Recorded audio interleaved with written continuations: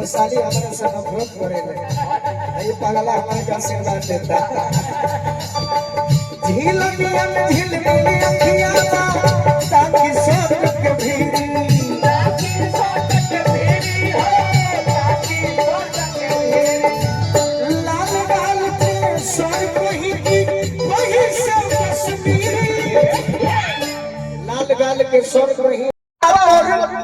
छीतो लोई की फडोलन छीतो लोई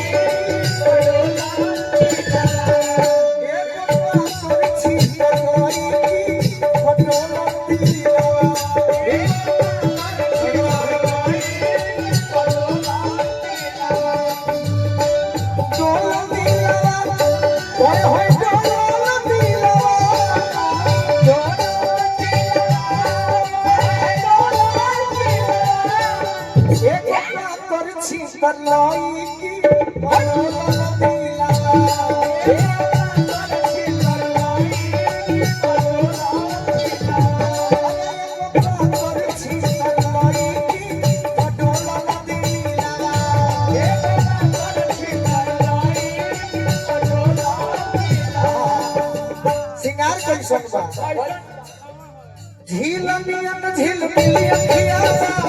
ताकि सब के भीरी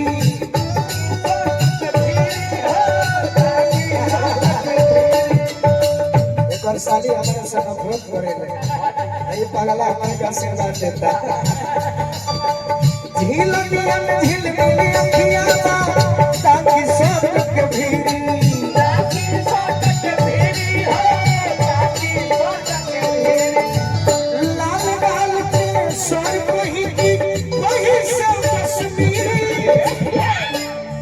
गाल के स्वर कहीं की कहीं से कश्मीरी अरे दोनों जोड़ा रे जो बनवा जैसे बांधल पीला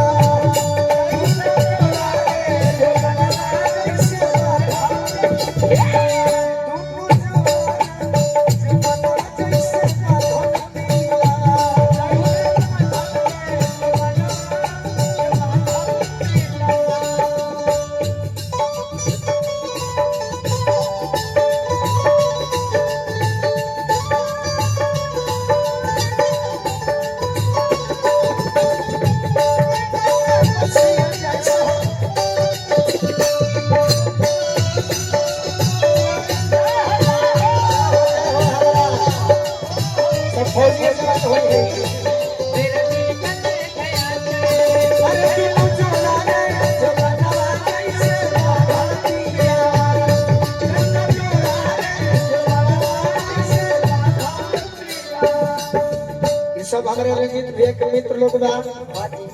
और सभे फौजे के जवान बुझाता अच्छा सत्येंद्र भैया हमारे सहयोगी से बहुत बहुत आशीर्वाद दिले बानी बलिहार और बनौली से हमारे के आशीर्वाद दिले बानी कुतुब मीनार के लेखा ये पर छोटी डाबा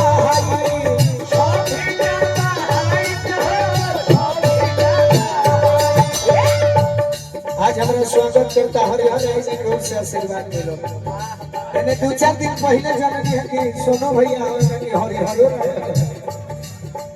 कुतुब मीनार के लेखा एक पर छोटी डाबा हाई ताजमहल के लेखा चेहरा अरे चंचल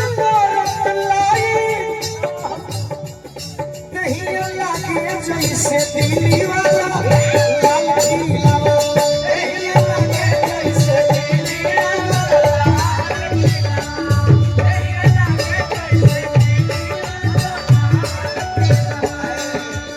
अरे जब तारे का मौका दिया गंगा जी के पानियों से जवानी के हिलक